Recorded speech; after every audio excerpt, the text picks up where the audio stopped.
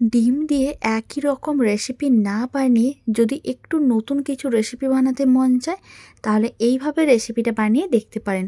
অল্প ডিম দিয়ে পুরো পরিবারের জন্য বানিয়ে নিতে পারবেন এই রেসিপি, যা খেতেও হবে দারুণ। একবার বাড়িতে বানালে বারবার বানিয়ে খেতে মন চাইবে। নমস্কার, আমি রুমিস রেসিপির আর একটা নতুন রেসিপিতে আপনাদের সবাইকে স্বাগত। ভাত, রুটি, পরোটা যে কোনোর সঙ্গে একাই 100 থাকবে এই ডিমের রেসিপি। তো চলুন বানানো শুরু করা যাক। প্রথমে একটা বড় সাইজের মিক্সিং বোল নিয়েছি, তার মধ্যে আমি 5টা ডিম দিয়ে দিলাম। এবার ডিমের পরিমাণ আপনারা চাইলে কম বা বেশি করতে পারেন আপনার পরিবারের সদস্য অনুযায়ী। এখানে আমি 5টা ডিম নিয়েছিলাম, তার মধ্যে অল্প করে একটু লবণ দিলাম আর একটা কুচনো পেঁয়াজ দিয়ে দিলাম। চাইলে এই সময় কুচনো কাঁচা লঙ্কাও দিতে পারেন। যেহেতু বাড়ির ছোটরা খাবে, তাই আমি ডিমের ব্যাটারের মধ্যে আর কাঁচা লঙ্কাটা দেবো না। সমস্ত কিছু খুব ভালো করে মিশিয়ে নিতে হবে, আর এইভাবেই কিন্তু ডিমটাকে খুব ভালো করে ফেটিয়ে নিতে হবে। যখন ডিম ফেটানো হয়ে যাবে, তার মধ্যে একটা সেদ্ধ আলু দিয়ে দিতে হবে। আলুটা আমি আগে থেকেই সেদ্ধ করে নিয়েছিলাম। এখন সেদ্ধ আলুটাকে খুব ভালো করে ম্যাশ করে নিতে হবে। এইভাবে একটা ম্যাশারের সাহায্যে ম্যাশ করে নিতে হবে। আর সেদ্ধ আলুটাকে ম্যাশ করে নেওয়ার পরে খুব ভালো করে ডিমের সঙ্গে মিশিয়ে নিতে হবে। রেসিপিটা বানানো এত সহজ আর এত কম সময়ের মধ্যে রেডি হয়ে যায়, না একবার বাড়িতে বানালে বুঝতেই পারবেন না। খুব ভালো করে মেশানো হয়ে গেছে, ডিমের মিশ্রণ একেবারেই রেডি। এবার আমি মশলা রেডি করে নেব। তার জন্য একটা মিক্সির জার নিয়েছিলাম।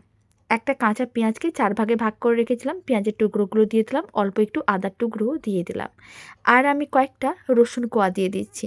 7-8টার মতন রসুন কোয়া দিয়ে দিলাম। ঢাকনা বন্ধ করে দিতে হবে। খুব ভালো করে পেস্ট করে নিতে হবে। কোনো রকম জল দেওয়া যাবে না। এইভাবেই সমস্ত কিছু খুব ভালো করে পেস্ট করে নিতে হবে। মশলার মিশ্রণ রেডি হয়ে গেছে, এক সাইডে রেখে দিলাম। এখন এরকমই একটা প্যান নিয়েছি। এরকমই আপ্পাম প্যান আপনারা যে কোনো বাসনের দোকান বা অনলাইনে খুব সহজে পেয়ে যাবেন। আর এই আপ্পাম প্যানগুলো দিয়ে বিভিন্ন ধরনের রেসিপি বানানো যায়। পিঠে, মিষ্টি, কেক, বিস্কুট অনেক কিছু বানানো যায়। এবার সামান্য পরিমাণ তেল নিয়ে খুব ভালো করে তেল ব্রাশ করে নিলাম। ডিম ও আলু দিয়ে যে মিশ্রণটা রেডি করে নিয়েছিলাম, সেখান থেকে কিছুটা করে মিশ্রণ নিতে হবে। আর এইভাবেই কিন্তু অল্প অল্প করে দিয়ে দিতে হবে। পুরো সমস্ত মিশ্রণটাই কিন্তু আমি এরকমই আপ্পাম প্যানের মধ্যে অল্প অল্প করে দিয়ে দিচ্ছি। তারপরে বাকি যে মিশ্রণটা এক্সট্রা হবে, সেগুলো আবারও অল্প অল্প করে চারিদিকে এইভাবে দিয়ে দিতে হবে। ফ্লেমটা মিডিয়াম টু লোতে আছে। ঢাকনাটা বন্ধ করে দিতে হবে। ঢাকনা বন্ধ করে 2 মিনিট এইভাবে রেখে দিতে হবে, যাতে নিচের দিকটা ভাজা হয়ে যায়। 2 মিনিট হয়ে গেছে। এবার আমি ঢাকনাটা একটু খুলে নিলাম। আপনারা দেখুন নিচের দিকটা ভাজা হয়ে গেছে, দেখেই বোঝা যাচ্ছে। ফ্লেমটা লোতে করে দিচ্ছি। এবার একটা ছোট্ট চামচ বা হাতা নিতে হবে, আর এইভাবে কিন্তু একটু উল্টে পাল্টে দিতে হবে। সমস্তগুলো একইভাবে ভেজে নিতে হবে। অল্প তেলে রেডি হয়ে যায় আর খেতেও দারুণ লাগে। ঠিক এইভাবে চামচটাকে গোল করে ঘুরিয়ে নিতে হবে, তারপরে কিন্তু উল্টে পাল্টে নিতে হবে। আর সমস্তগুলো উল্টোনো হয়ে গেলে আবারও কিন্তু ঢাকনা বন্ধ করে 2 মিনিট এইভাবে রেখে দিতে হবে। তাহলে উল্টো দিকগুলোও ভাজা হয়ে যাবে। সমস্তগুলো উল্টে পাল্টে নিয়ে তারপরে 2 মিনিট ঢাকনা বন্ধ করে রেখে দিয়েছিলাম। আপনারা দেখুন এখন আমি প্রায় 2 মিনিট পরেই দেখাচ্ছি। দুদিকই কিন্তু হালকা লাল হয়ে ভাজা হয়ে গেছে। যেহেতু মিডিলেরগুলো তাপটা বেশি থাকে, তাই কিন্তু মিডিলেরগুলো আগে লাল হয়ে গেছে। এবার আমি তুলে এক সাইডে রেখে দিচ্ছি। আর ধারের কয়েকটা মিডিলে রেখে দেবো, যাতে তাড়াতাড়ি ভাজা হয়ে যায়। এইভাবে কিন্তু উল্টে পাল্টে সমস্তগুলোই হালকা লাল করে ভেজে নিতে হবে। আর এই 5টা ডিম দিয়ে বেশ অনেকগুলোই কিন্তু রেডি করা হয়ে গেছে। এক সাইডে রেখে দিলাম। চাইলে সেদ্ধ আলুর পরিমাণ বেশিও দিতে পারেন। একটা কড়াইকে গ্যাসের ওভেনের উপরে বসিয়ে দিলাম। কড়াইয়ের মধ্যে 2 চামচের মতন সরষের তেল দিয়ে দিলাম। তেল খুব ভালো করে গরম করে নিতে হবে। যখন তেল গরম করা হয়ে যাবে, আগে থেকে যে মশলার মিশ্রণটা আমি রেডি করে রেখেছিলাম, সেই সমস্ত মশলার মিশ্রণটা কড়াইয়ের মধ্যে দিয়ে দিতে হবে। আর দিয়ে দিতে হবে মিক্সির জারের মধ্যে অল্প করে জল দিয়ে ভালো করে সেই ধোয়া জলটাও কড়াইয়ের মধ্যেই দিয়ে দিতে হবে। এইভাবে অল্প একটু জল দিয়ে মশলাটা কষালে অল্প তেলে মশলা কষানো হয়ে যায়। কোনো রকম কাঁচা গন্ধও থাকে না, খেতেও ভালো লাগে। অল্প করে একটু হলুদ গুঁড়ো আর দিয়ে দিলাম লঙ্কার গুঁড়ো, আর দিয়ে দিলাম স্বাদ অনুযায়ী লবণ। সমস্ত কিছু একসঙ্গে দিয়ে দিচ্ছি, মানে মশলা কষানোর সময়। অল্প একটু চিনি দিলাম। এটা কিন্তু একেবারেই অপশনাল, আপনারা চাইলে দিতেও পারেন, নাও দিতে পারেন। আর সামান্য পরিমাণ দিয়ে দিলাম গরম মশলার গুঁড়ো। তারপর সমস্ত কিছু একসঙ্গে ভালো করে মিশিয়ে নিতে হবে।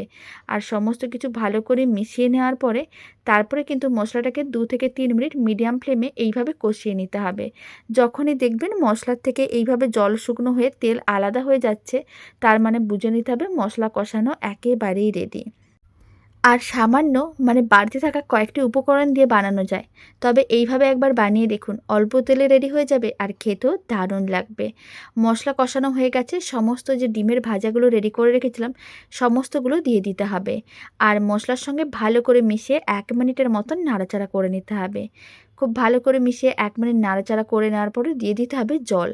আর জল আমি আগে থেকে একটু হালকা গরম করে নিয়েছিলাম, সেই উষ্ণ গরম জলটা দিচ্ছি। তবে আপনারা চাইলে রুম টেম্পারেচারের জলও দিতে পারেন। খুব ভালো করে মিশিয়ে নিতে হবে। তারপরে 2 থেকে 3 মিনিট ঝোলটাকে ভালো করে ফুটিয়ে নিতে হবে। তাহলেই রেডি হয়ে যাবে দারুণ স্বাদের এই রেসিপি। কয়েকটা কুচনো কাঁচা লঙ্কা দিয়ে দেবো, এতে দেখতে বেশ ভালো লাগবে। আপনাদের যদি ধনেপাতা খেতে ভালো লাগে তাহলে অল্প একটু কুচনো ধনেপাতাও দিয়ে দেখতে পারেন, দারুণ লাগবে খেতে। 2 থেকে 3 মিনিট মিডিয়াম ফ্লেমে এইভাবে কিন্তু রান্না করে নিয়েছিলাম। আপনারা দেখুন ঝোলটা বেশ ভালো করে ফুটে উঠেছে। এখন ফ্লেমটা অফ করে দিতে হবে। দারুণ স্বাদের ডিমের রেসিপি একেবারেই রেডি।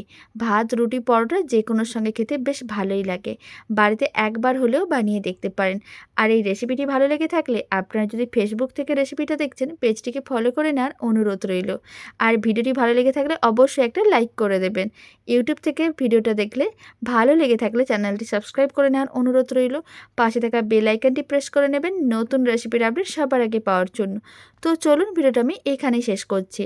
আপনারা সবাই ভালো থাকবেন, সুস্থ থাকবেন। আপনাদের সঙ্গে আবার নতুন রেসিপি নিয়ে দেখা হচ্ছে।